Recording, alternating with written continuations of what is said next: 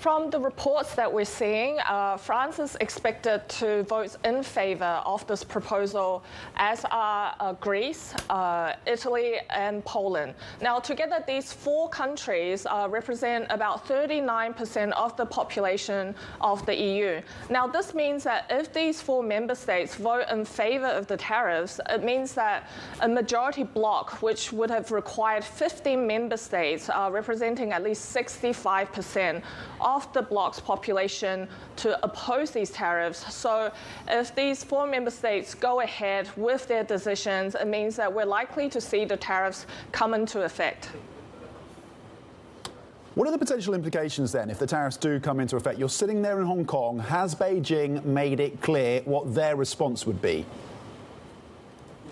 Yes, we've seen a lot of overtures from Beijing in the past year since this proposal has been announced. Now, there's a big threat of a trade war escalating between China and the EU.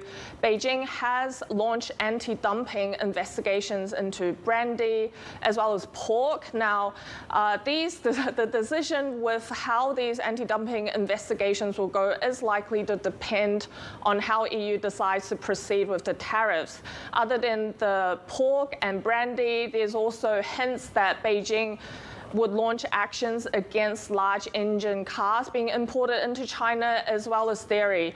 So if a trade war escalates, it could really hurt the producers of these commodities, as well as companies that work in the auto industry.